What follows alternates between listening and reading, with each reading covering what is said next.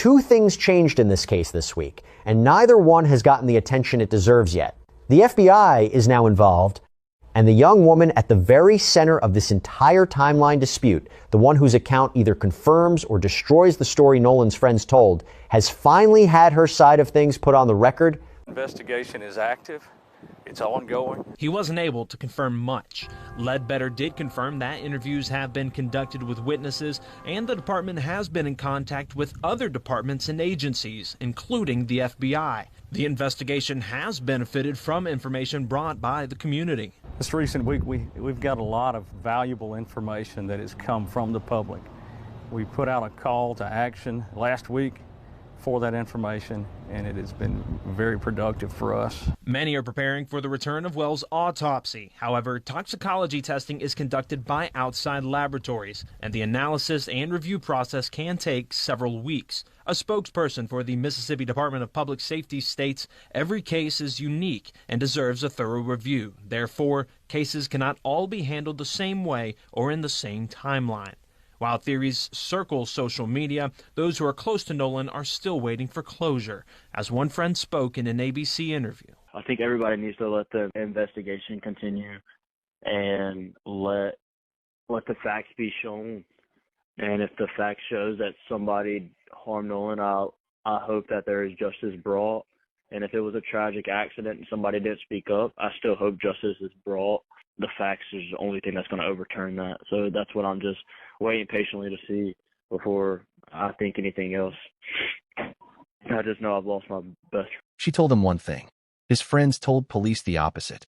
And somewhere in that gap, an 18-year-old boy ended up dead in the water off a barrier island with no name on a map most people will never visit. Nolan Wells went out on the 4th of July to celebrate with people he trusted. 3 days later, his mother was holding his phone in her hands, opening an app she knew he never left empty, and finding nothing. No pictures, no videos, no proof he was ever there at all. Since then, the story keeps changing. The friends say he stayed behind for a girl. The girl's family says that's not what she told them. A judge's own son was on that boat, and she went public before anyone asked her to. And investigators are now asking total strangers, people who were nowhere near this family, nowhere near this friend group, to hand over their phones, because the case may be sitting in someone else's camera roll. This is every piece of the Nolan Wells case, laid out in order, so you can see exactly how it fits together and exactly where it still doesn't. Stay with us to the end, because there's a new detail investigators just made public that changes what cooperating actually means in this case. Before this was a case, a hashtag, or a press conference in Harlem, Nolan Wells was an 18-year-old from Ocean Springs, Mississippi. He'd just graduated high school, where he played multiple sports, and he'd moved on to Southwest Mississippi Community College to play football as a wide receiver. He was gearing up for his first season there. Teammates and coaches have described him consistently, not as the loudest person in the room, but as the one people naturally look to. His high school coach called him a silent leader, someone who led through action rather than words. His college president said he was well respected among friends, faculty, and staff alike. His mother, Christine Wansley, and his father, Elmore Wansley, describe a young man who documented everything, every gathering, every outing, every ordinary afternoon, because he loved capturing the people around him. He was the kind of son who'd come find his mother at bedtime just to ask her to take one more picture of him. That detail matters more than it sounds like it should, and we'll come back to it.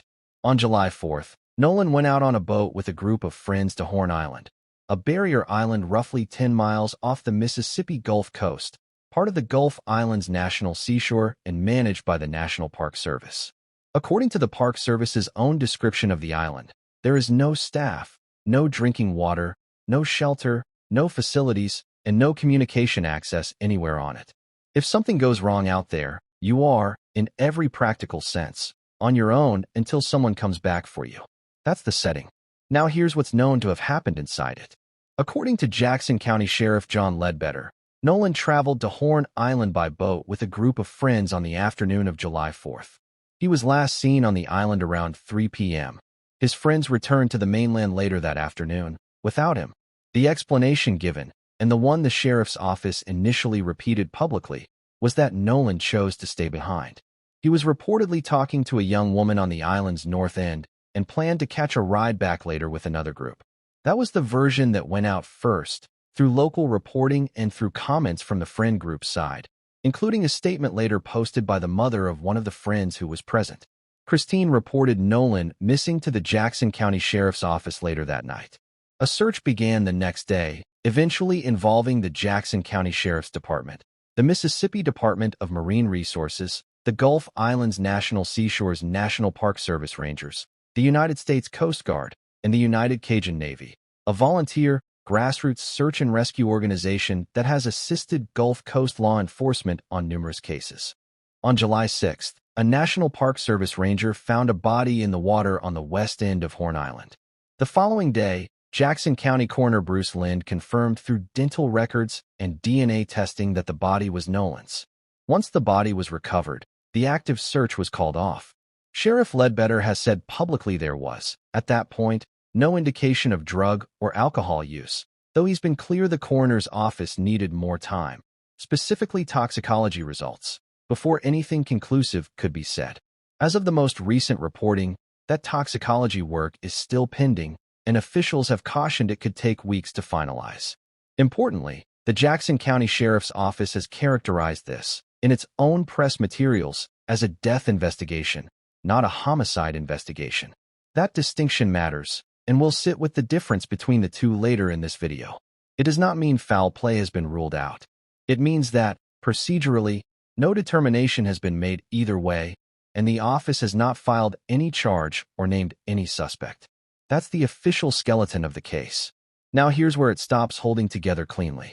The entire explanation for why Nolan was left on the island rests on one specific claim, that he told his friends he wanted to stay behind with a girl. According to attorney Ben Crump, who now represents the Wells family, the young woman in question has given an account that directly contradicts that version. Crump has said she told the family that Nolan told her he was heading back to the boat to leave with his friends, not that he was staying with her.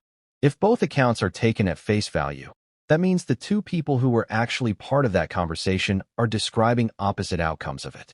There was also early confusion about who this young woman even was. Christine has said that when she was first told what happened, she was given the name Katie, and also told, in that same conversation, that Katie herself was unaccounted for and that nobody in the friend group actually knew her. Since then, Katie has been identified. Her mother, Gracie McCormick, has publicly confirmed on social media that her daughter was the person with Nolan that day. According to McCormick, Katie has remained in contact with the Wells family, but has said she has no real insight into what happened to Nolan after the two of them parted ways. That's a meaningful detail on its own. Katie is a real, identifiable person whose family has come forward publicly, and nothing attributed to Katie or her mother actually corroborates the friend group's version of events. She isn't confirming that Nolan told her he wanted to stay. She said the opposite of what would support that story, according to Crump, and her own family stepping into public view, while the friends who were with Nolan stay behind attorneys, has only made that contrast more noticeable. Nolan's friends left the island with two things that should have stayed with him: his phone and his keys. According to Reverend L. Sharpton, that fact wasn't something the friend group volunteered to investigators on their own. Christine has said that she and Elmore weren't handed the phone by anyone connected to the friend group. Instead, they tracked it themselves using the Life 360 location sharing app before eventually retrieving the device. When Christine got the phone into her own hands and opened Snapchat, she found it completely empty. No photos, no videos, no saved snaps from the entire day. She checked his second account too, also empty. This is where the earlier detail about Nolan matters. His family has described him as the kind of person who documented everything, every outing, every gathering, without fail. For his phone to show nothing at all from a full day at a beach that multiple witnesses have since described as packed with people and boats, that isn't just unusual to his family. They've said it's effectively impossible unless someone went into that phone and deliberately removed what was on it. Christine has also said she checked the phone before the standard 24-hour window in which Snapchat content automatically disappears had even passed, meaning that, under ordinary circumstances, whatever had been posted that day should still have been recoverable. It wasn't there. Legal analysts examining the case have pointed out that this detail, regardless of what the deleted content might have shown, raises a chain of custody problem on its own. The phone sat in the possession of people other than Nolan or his family for a period of time before it ever reached them. During that window, whatever was on the device could have been altered, and no public confirmation has surfaced that any emergency data preservation request, the kind law enforcement can request from a platform like Snapchat when a missing person's device may hold time-sensitive evidence, was made in the case's earliest days. A Snap Incorporated spokesperson told CBS News the company stands ready to work with law enforcement, phrasing that suggests formal engagement may not yet have occurred, or at minimum hasn't been publicly confirmed. A clip circulated online appearing to show some kind of argument taking place on or near the island that day. Crump has said you can hear a voice on it that he believes belongs to Nolan, saying something to the effect of, "Give me my phone. What are you doing?" Crump's confidence in that identification has varied slightly across interviews, more cautious in one, more direct in another, but the underlying fact hasn't changed. There is a recorded argument from that day, and it appears to involve a phone. Here's the new development, and it's significant. According to CBS News, the Jackson County Sheriff's Office has now formally asked the public, not just the friend group, not just people connected to the family, but anyone who was on the island that day, to come forward with original, unedited photos and videos taken on the northwest tip of Horn Island, specifically anything depicting alleged altercations or containing images of, or believed to include, Nolan Wells. The office has also asked anyone who heard or observed an argument, disturbance, or other unusual activity on the island that day to contact them directly. Sheriff Ledbetter has separately confirmed to CBS News that investigators are trying to identify the original poster of the video in which the arguing can be heard, meaning the version that's been circulating online may be a copy, reshared and re-uploaded so many times that the original context, timestamp, and source have been lost. Finding whoever filmed it first isn't a small ask. It's potentially the difference between a viral clip with no verified origin and a piece of evidence with a chain of custody investigators can actually work with in court. Put plainly, the case has now moved from private tips and family-driven searching into a public appeal. Investigators are telling the public, directly, that this may not be a case that gets solved through the friend group's cooperation alone. It may be solved through someone else's camera roll, someone who was never part of the story until now, and doesn't know it yet. Chancery Judge Ashley Cole's son, Warren, was one of the friends on the boat with Nolan that day. Days after Nolan's body was found, Judge Cole posted a lengthy statement to Facebook. Legal analysts have pointed out that judges rarely comment publicly on active investigations, particularly ones involving their own child. It's one of the most basic conventions of sitting on a bench. Judge Cole chose to step forward anyway. In her statement, she said Warren was interviewed by the Jackson County Sheriff's Department and cooperated fully. She said he last saw Nolan around 3 p.m. on July 4th. She said the group left around 4:30 because their boat was taking on water and they had an issue with the bilge pump. She said Nolan made the decision to stay behind and return later with another group. What her statement didn't mention: the phone, the keys, the video, the deleted Snapchat content. She framed the post as an attempt to redirect public attention back toward the Wells family's grief rather than toward the investigation itself. Civil rights attorney Joe Richardson, speaking publicly about the case, raised a point worth sitting with rather than treating as an accusation. Jackson County is small enough that a sitting judge likely has professional relationships with the prosecutor's office, the investigating agency, and the coroner's office. His argument wasn't that anything improper has occurred. It was that when the mother of one of the last people known to have seen Nolan alive holds that kind of position inside the very system now investigating his death, it raises fair questions for a grieving family about whether that system can be fully trusted to be impartial. To be clear, and to stay within what's actually confirmed, no one in the Cole family has been charged with any crime or formally named as a suspect by law enforcement. Judge Cole has stated publicly that her family isn't trying to obstruct the investigation in any way. Now the timeline, because there's a stretch in it that still hasn't been fully explained. A friend of Nolan's contacted the U.S. Coast Guard around 11 p.m. on July 4th. The Coast Guard has told local reporters that call did not require their assistance at the time, and the full contents of that call haven't been publicly disclosed. Christine called the Jackson County Sheriff's Office around midnight to report Nolan missing. But the Sheriff's Office didn't formally request Coast Guard search assistance until 12:26 p.m. the following afternoon, July 5th, more than 13 hours after Nolan was first reported missing. Sit with that gap for a moment. An 18-year-old, unaccounted for, on a remote island with no facilities, no communication access, and no way to signal for help unless someone physically came back for him. His mother calls at midnight. The formal search doesn't begin until the following afternoon. The Sheriff's Office issued its public missing person release at 12:31 p.m. that same day, 5 minutes after finally contacting the Coast Guard. A command post wasn't established at the boat launch until 5:54 that evening. By that point, Nolan had already been unaccounted for more than 24 hours. That gap is part of why Crump has publicly asked whether the Mississippi Bureau of Investigation should take over the case entirely. Sheriff Ledbetter hasn't been accused of any misconduct and has said his office is treating this like any other case and intends to be thorough. He's also told CNN affiliate WXXV directly that the public wants answers immediately, but that getting accurate information takes real time and hard work. It's worth being fair to what a 13-hour gap can and can't tell us. Search and rescue operations in remote, rural areas overnight frequently involve exactly this kind of lag between an informal notification and a formal interagency request. That's a documented pattern in cases that have nothing to do with this one.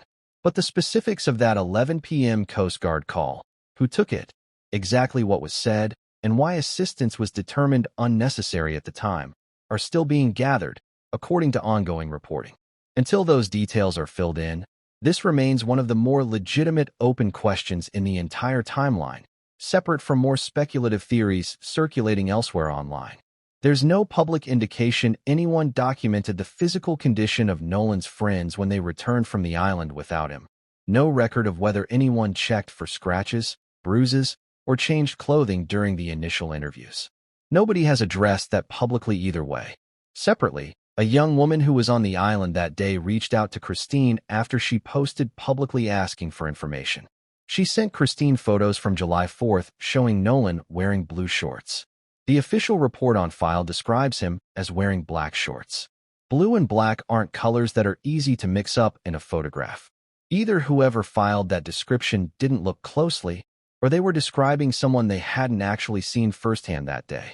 It's a small, checkable detail, but it's a documented photograph contradicting an official record on a simple point of fact, and it raises an obvious follow-up. If that detail was wrong, what else might be? There's also a witness account that's emerged more recently and directly challenges the "he chose to stay behind" narrative from a different angle. Javon Williams, one of Nolan's friends who was on the island with him on July 4th, told CNN that account doesn't match the person he knew. Williams said he's never known Nolan to stay back while his friends left, that if Nolan rode with you, he came back with you, every time, without exception. That's not a secondhand claim filtered through an attorney or a press release. It's a direct, on-record statement from someone who says he was there. CNN has also reported a broader detail about the day itself.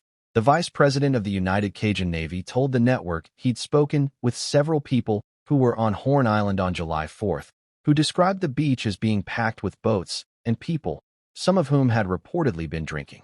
That context doesn't confirm what happened to Nolan specifically, but it does establish that the island was far from empty that day, which is part of why investigators are now asking so broadly for public photo and video submissions.